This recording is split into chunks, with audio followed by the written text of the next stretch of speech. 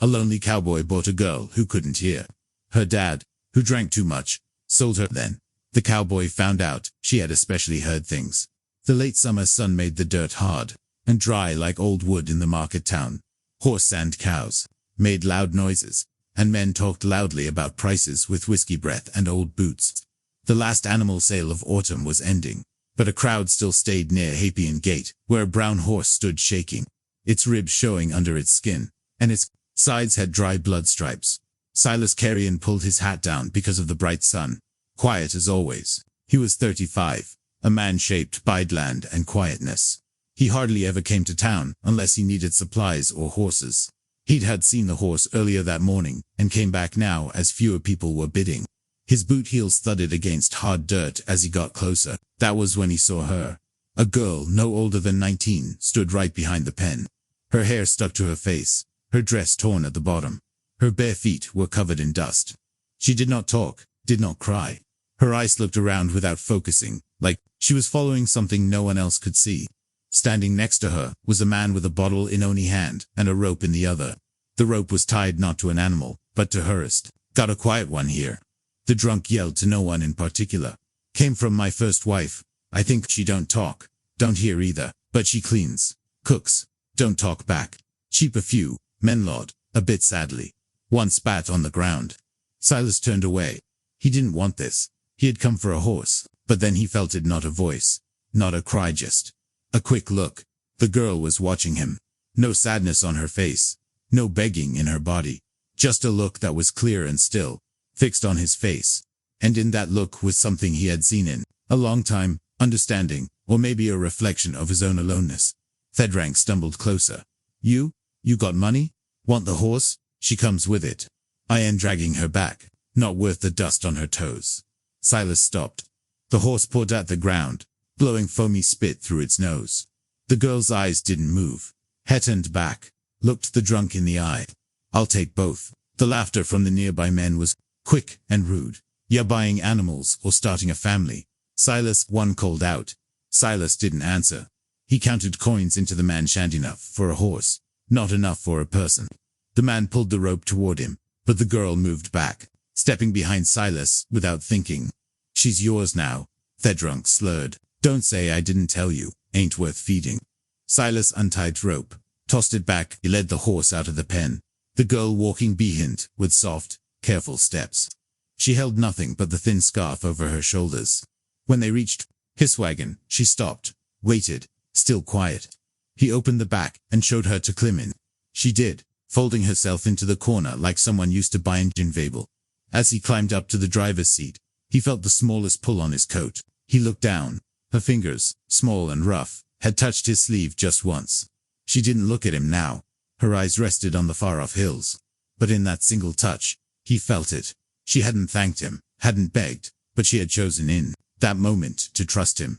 Silas Carrion, who talked more with horses than men, who lived alone on 200 acres, offered Texas dirt with fences for company and scars he never talked about. And now, a girl Woe couldn't hear, a girl who might understand more than anyone had ever guessed. He snapped the reins. The wagon made a creaking sound as it moved forward, wheels crunching over the hard, flat road out of town. Behind him, the girl sat curled beneath a blanket, face turned to the wind. She never looked back. Neither did he. The wagon rolled through the evening and dust, winding between low hills and scattered mesquite trees until the fields grew wider and the sky opened a dento empty Texas space. Silas's ranch wasn't much to look at, just a main house, a crooked roof, a few small buildings, and a long stretch of open land where cattle grazed under the open sky. But it was wasket and clean, and for a man like him, it had always been enough. Until now. He helped the girl down from the wagon, not sure if she would run or freeze. But she stepped lightly to the ground. Her eyes looked over the land, not scared, just watching, like she was looking at everything without asking permission. Inside the kitchen, Silas made the fire hotter and pointed to the pot. She nodded and walked toward it without stopping, finding the tin cups and spoon like someone who'd always belonged near fire and hunger. Still, she hadn't made a sound. After supper, he gave her a piece of chalk from the cupboard and tapped the wooden door frame next to the table. Name, he said slowly. She looked at him for a long time, then knelt by the death frame. With careful fingers, she wrote a single name in soft leaning letters. Emmeline, he read it once, then twice. Emmeline, he said out loud, like tasting how it sounded. She didn't smile, but she turned and walked away into the dark barn. Then next morning, Silas found her in the stable, kneeling beside the same tired horse. The horse had barely eaten since the sale. Its back leg was swollen from an old injury. Emmeline ran a wet cloth down the horse's side, whispering with her hands, not words. Not signs, just the careful rhythm of someone who listened with her palms and her breath. Silas stood at the barn door, arms crossed. He had seen experienced ranch workers get kicked for less. But the horse stayed still, shaking only a little, and let the girl wrap its leg with quiet patience. Maybe she couldn't hear, but she sure understood. That day, Silas gave her chore, simple things. Wash the floorboards, boil water, clean the tack room. She did them without complaining, without asking, without a single sound. Each night, he left chalk for her, and she would write notes in the edges of their world. Bacon low, dog limping, wind smells like dust. They never spoke, but quiet didn't feel empty, until the storm came. It started, like most Texas and tricky. A hot breeze rose around sunset, brushing against the long grass like a warning breath. Silas looked at the sky, noticed a line of clouds forming far off, but thought nothing of it. He was in the cattle shed when she appeared. Emmeline, barefoot, her clothes messy, her breath quick but silent. She grabbed his sleeve and tugged hard. "What?" he asked, surprised. She pointed upward, her hands shaking. Her eyes said what her mouth could not. Down. He stopped, half finished checking a sick calf, but something in her eyes made him move fast. She pulled again, toward the barn door, away from the pen. Then it happened. A crack, now a shatter. The world split in two as a bolt of lightning dropped from the sky, striking the tree that stood just behind the cattle shed. The blast shook the ground beneath them. Sparks flew. The tree burst into flame, and fell with a sound that seemed like the sky crying. Silas stumbled back. The calves made scared noises. Smoke curled into the sky, held at her. Emmeline stood frozen just outside the doorway, her face lit by the flickering fire, eyes steady, chest moving up and down fast. She had known, not guessed, not felt. After the wind rose, she had known before thunder, before the air changed. Silas walked toward her, slow, still half in shock. "How did you—" But she only looked at him, silent, sure. That night, after the fire was out, and the animals swore calm, he sat beside her at the kitchen table. No chalk this time, no words. Just Eamon with his hands on the wood, and a girl who could not speak. And yet somehow she had heard something no one else could not. Thunder, not wind, but thundering inside the world. Silas realized for the first time in years he wasn't alone. He looked at her hands, folded in her lap. "Emmeline," he said again. She lifted her eyes to meet his. Silence answered. And it was enough. A deeper kind of listening since the storm.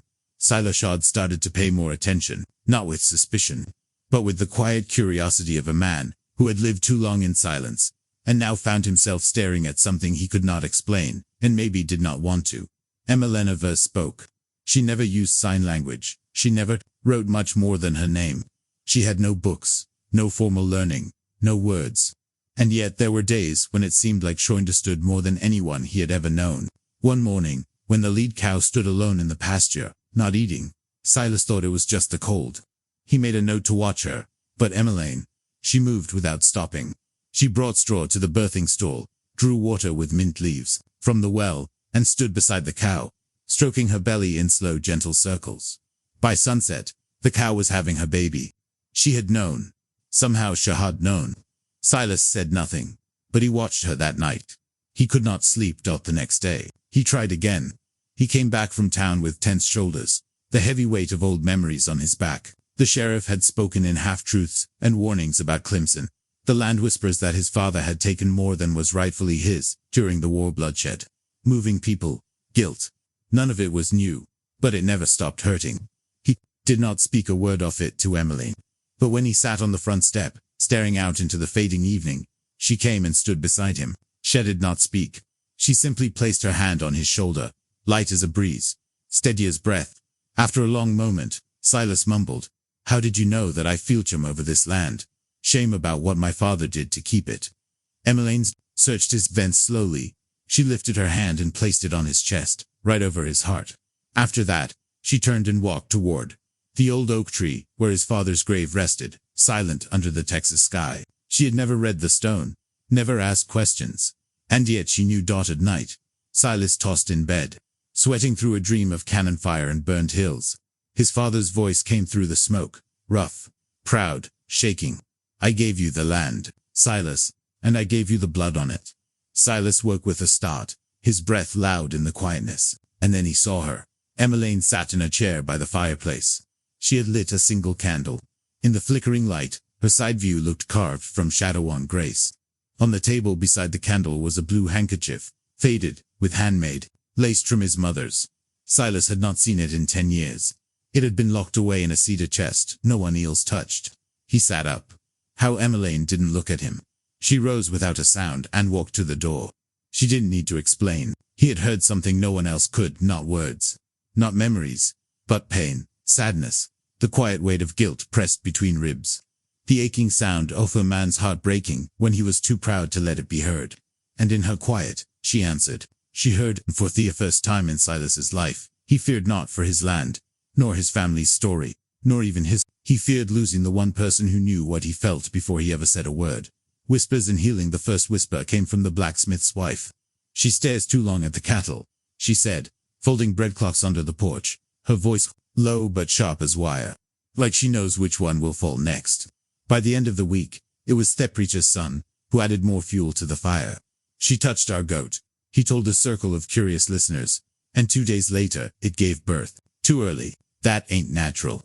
No one had ever heard a melon speak, and the fewer words she gave, the more the town seemed eager. Tofled the silence for her with fear. At the general store, a woman pulled her child behind her when Emmeline walked by, even though she only came to get flour. At the post office, someone spat near her feet. Most days she kept her head down. She never flinched, but Silas saw the way her fingers curled tighter around the basket in her arms, how her footsteps became quieter, as if trying to disappear from ground that refused to forget. He did not speak of it to her, and she never. Eskedwe, the world could not stand to see quiet kindness. But one afternoon, when Orange Hand's boy came down with a burning fever, red-faced and shaking in his sleep, it was not the doctor who came, it was Emmeline. She moved softly into the barn where the child lay. She did not ask permission. She merely knelt beside the bed, placed a hand on the boy's chest, then his forehead, and closed her eyes.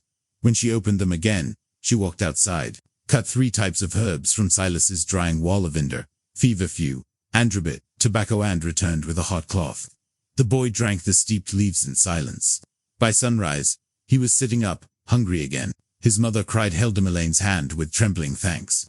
But the next day, she could be heard whispering at the well. She did not ask what the boy's symptoms were. How did she know? How did she know? The fear was no longer quiet. 3 days later, they came with torches not lit, but carried like promises. 8 men and women, their boots kicking up dust, stood at the gate of Silas's ranch. The oldest among them, Mr. Withers, a man whose own daughter had not spoken to him in years, stepped forward. We want her gone, he said. That girl hears things she ought not. Silas stood in the barn's doorway, arms crossed over his chest. He had not shaved in days, and his face was hard as the wood behind him. She's mute, he said. Fattened, the same as deaf, Withers snapped. She sees what's coming before the sky even shifts. She talks to animals like they talk back. A steer of mine dropped dead last week, and she was the only one who touched it. You think she cursed it? You think she's cursed, period. A quiet murmur went through the crowd. Inside the house, Emmeline stood behind the curtain. She had heard the gravel crunch under their boots. She had seen their faces twisted, not with hate, but something worse, certainty. She moved to open the door, but Silas held up a hand. He stepped forward, his boots sinking slightly in the thawing mud, and faced them squarely. She saved a child's life. Maybe she's Theon, who gave him the fever in the first place. A woman spat. Silas didn't raise his voice. He didn't have to. She is the only person I know who listens, he said. Not with ears. With her hands. With her breath, with her whole damn soul. The crowd became still. I have lived 35 years, he continued, his voice low but steady. And I can count on one hand the number of people who truly heard me, not just my words, but my silences, my regrets, my grief. And she did, without saying a single thing. He turned slightly, his eyes looking over them. You want to run someone off for being different, for seeing the world you're too afraid to face. Fine, but you'll have to go through him. Withers opened his mouth, then closed it. No one moved. Then slowly, the crowd left, their torches unused, their boots heavy. That night, the ranch was silent, except for the wind. Inside, Emmeline placed a pot of warm cider on the fire, then moved beside Silas at the table. She did not use signs, did not write, did not even look at him. But after a moment, she reached out, rested her fingers on his hand. It was not thanks. It was understanding. He turned his palm upward, curled his fingers gently around hers, and together in the stillness, they listened to the crackle of the wood, the quiet of the night, and the bond growing between two souls that never needed words to speak. A language of the heart. The first snowfall of December came quiet and slow, like someone laying down a blanket over all that had burned or broken. Emmeline stood by the window of the log kitchen, her fingers putting a needle through scraps of old fabric, leather patches, wool cuffs, the lining from an old coat Silas no longer wore. She was making a cloak, not for herself, but for him. She did not need to hear the wind to know the cold was coming. Silas watched her from the barn door. She moved with a clear goal, every movement done with care. She had no words, but in the weeks since the townspeople had turned away and he had chosen to keep her there, his world had found a rhythm again. She brewed coffee every morning before the sky turned gray. She lined the chicken coop with pin needles. She brushed the horses in slow circles and trained the young horses using hand movements no cowboy had ever thought to try.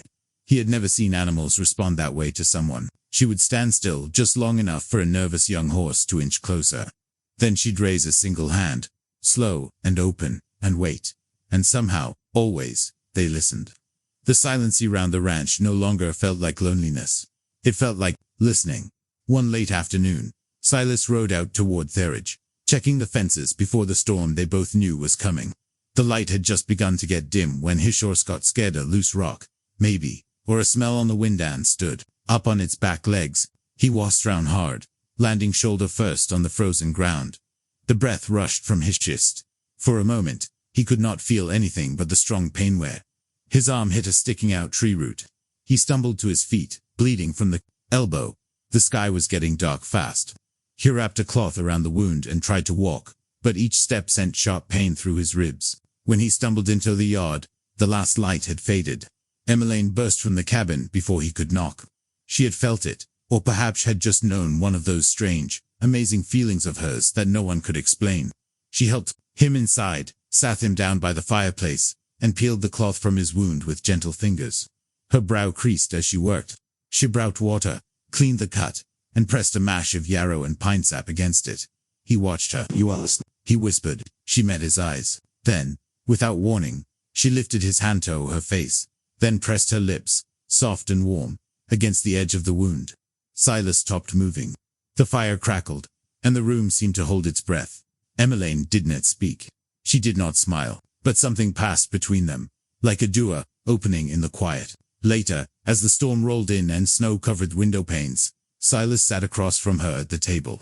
He had taken a piece off a paper from his desk drawer and written slowly, carefully, each letter shaped with meaning that could not be spoken aloud. He turned it to face her. "I want to hurry a heart," it read, "if you'll let me listen with mine." She looked at the words for a long time. Then her fingers reached out and touched them one by one, as if to feel the truth inside the ink. When she finally raised her eyes, they were wet, but not from sadness.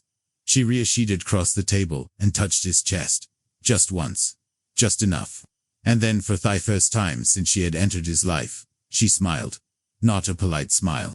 No tone of fear or thanks, but a smile like sunrise, like something breaking free after being held in too long. Outside, the wind howled. But inside that cabin, a silence deeper than words had found its voice. And it was warm. And it was real. The town learns to listen. Days became softer. Winter still held the ridges. But between storms, life returned slowly. So did something else, something quiet and steady between Silas and Emmeline. She taught him sign language. Water, fire, thank you. Her fingers moved like branches in the wind. And though he fumbled, she never laughed, only touched his hands, guiding them until he got it. He taught her to ride. She had never sought a saddle before. The first time, she clung to the horn, her knuckles white. But he walked beside her, speaking low, though she could not hear. She moved with the horse anyway, feeling its rhythm through her bones. They built a small room off the cabin, part shelter, part safe place. There they shared meals and silence by the fire. They did not need words. Their glances said more than language could. He noticed things. She smiled when birds gathered at Buski. She moved back from sudden pops in the fire. She always knew a storm before it. One night, he spelled a sentence in shaky signs. You make this place full. Chestered, then touched her fingers to his lips. Not a kiss. Just a thank you. A way of saying, I hear you too. Then came the storm. Silas had fallen asleep after repairing fences all day. The sky had been calm, no warning. The lantern flickered low. He woke to her hand on his shoulder. Emma. She pulled his coat and pointed toward the barn. Outside, the wind had shifted.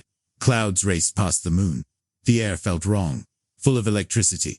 In the barn, the horses thrashed. Emmeline moved through them like wind, touching each side, calm and sure. A loud crack of her head. Silas looked up. A beam cracked. We need to move them, he shouted. Butch was already leading the horse out, signing fast. Roof will fall now. Together they moved the horses to the shelter near the house. Rain hit the roof like fists, just as the last animal cleared the door. The north beam broke. The roof crashed. Where they had just stood, Silas turned. Emmeline stood watching the barn collapse. Her hair soaked, her chest moving up and down. He looked at her, truly looked. She was still steady, apart of wind and rain, not separate from it. How did you know? He asked. She touched her chest, then pointed to the sky. He understood. She felt it. Later, in Thekabin, he handed her a blanket and sat beside her. He took her hand and spelled, You belong to this land. She smiled, then placed his hand on her chest over her heart. And for the first time, he felt her rhythm quiet, steady. She did not hear like others. She heard deeper. And Silas, in that moment, knew he had finally been heard too. The wind that once carried whispers now brought footsteps. Unsure at first, then trusting. Something had changed in the town beyond Silas's fences, not loudly. Not suddenly, but in silence, as most real change begins. The first was Tom Weaver, a ranch hand with a torn shoulder. The doctor was out east, and no one else knew how to wrap a wound right. He arrived one grey morning, his horse's reins in one hand, the other arm limp. Silas spotted him from the porch. What do you want, Tom? Tom nodded past Himto, where Emmeline was kneeling by the herb patch. Heard she fixes things, quiet like. Silas gave a slow nod. She does. Emmeline came without a word. She looked at the arm, her hand steady, her brow creased in thought. She moved, as if listening, not to words, Buto, something deeper. When she pressed the right spot, Tom winced, then sighed. 2 days later, a widow came. She had not slept in weeks. Emmeline sat with her at dusk, her hands gently resting on her shoulders, until the shaking stopped. The next morning, the woman returned, with Appy and a handmade scarf. For the girl, she said, the one who hears more than Wado. That winter passed with fewer angry voices, fewer names spoken with fear. Silas and Emmeline lived as before, quietly, but now, passing towns people tipped their hats. Some left jars of food by the gate. Each morning, Emmeline wrote on the chalkboard beside the kitchen. Today will be good. I can feel it. Sometimes she was wrong, but most days she was right. And, slowly, people believed it. Then Kamithi, Sunday, that changed everything. The frost had just lifted. The church bell rang, and before its echo faded, panic. A 7-year-old boy had disappeared from his family during morning chores. One boot was found near the tree line. Nothing more. Men shouted. Mothers cried. Dogs barked. When Silas and Emmeline heard, he reached for his coat. Emmeline already him, placed a hand on his arm, then knelt.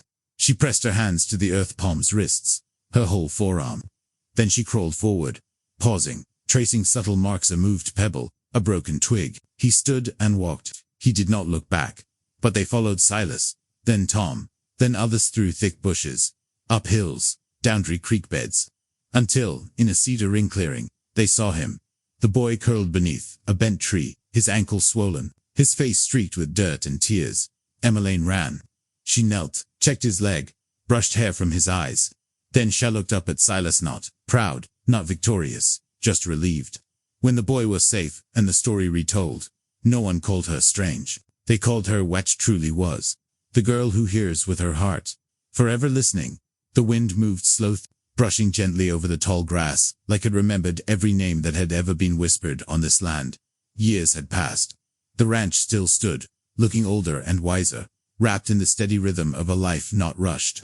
Silas walked a little slower now, and Emmeline's hair had grown long and had silver threads. But neither of them kept track of years and numbers. They counted time in seasons, in moments held quietly between hunts. In the silent way a heart says, "I'm still here." The children came most mornings from the town, from the edge of the hills, from places where words were often said too fast, or forgotten too easily. Here, they found something else. They learned to listen, not with ears, but with their whole being. They sat with Emmeline in the garden, as she taught them how to know the difference between fear and shyness in the twitch of a rabbit's nose. They stood beside her in the stable and watched her place a single hand on a horse's side, calming it with nothing but her breath. She did not teach with rules, she taught with silence, and with the rare, special way she smiled when they understood something without having to say it out loud. Silas built a wooden bench beneath the cottonwood tree behind the house. That's where they sat most evenings, he and Emmeline, shoulder to shoulder, watching the sun settle into the hills. On those evenings, neither spoke much. They didn't have to. He would pour 2 mugs of tea, still warm from the kettle, and she would take his hand, her thumb tracing a slow rhythm across the back of it. Sometimes he would bring out an old harmonica and play a tune with no name, and she would close her eyes and sway as if she could feel the song ripple through the evening. Then on evening, as shadows stretched across the wheat field and a quiet settled over the trees, Emmeline turned to him. She had learned a little speech over the years, not much, just enough to read lips and shape a few careful words. Most days, she still preferred her hands. But this time, she spoke with her voice, a voice noticed to being heard, soft as a leaf falling in snow. "I do not need sound," she whispered, "only you." Silas blinked for a long moment. He said nothing, then her nodded gently. His throat tightened as he answered, "I hear you. Always have." They stayed like that until the last light faded from the sky. The next morning, a new group of children arrived. Emmeline wrote a sentence in chalk across the wooden slate nailed beside the front door. She did it every morning, like a ritual. Today it read, "The day will be kind. I feel it." No one asked how she knew. They just believed her. And when the old folks in town talked about the girl who once could not speak or hear, they did not whisper the word witch anymore. They called her the one who listens with her heart. Some still shook their heads in doubt, but most just smiled, or nodded, or came by with a pie and stayed long enough to leave with something gentler in their chest. That winter, a boy got lost during a snowstorm. Emmeline knelt in snow outside the barn, pressed her palms to the ground, and tilted her face to the wind. Then she stood, pointed west. Silas followed her for 3 miles through a group of pine trees, until they found the boy curled beneath a fallen log alive, frightened, but safe. They never questioned her again after that. The final scene of the year found Silas and Emmeline walking together through the pasture. The sky was wide, painted with amber and purple. Their steps were slow, steady. A horse and her baby grazed nearby. World was quiet, but never empty. They stopped at the top of the hill. Emmeline turned to him, and for the first time, laughed, not a loud sound, but a ripple of air that shook her shoulders and lit her face like dawn. Silas smiled and kissed Temple. No one told their story. It didn't need to be told, because it was still happening. And sometimes, the truest love is not the one shouted from rooftops, but the kind that walks beside you in silence every day, and never asks to be anything more than real.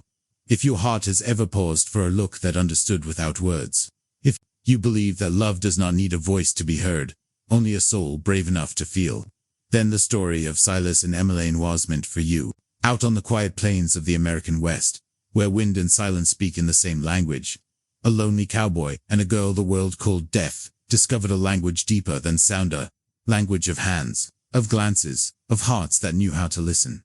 Thank you for walking this journey with us. If stories of love that last through unfairness, pain, and unspoken kindness speak to you, subscribe to the Wild West Love Stories channel here.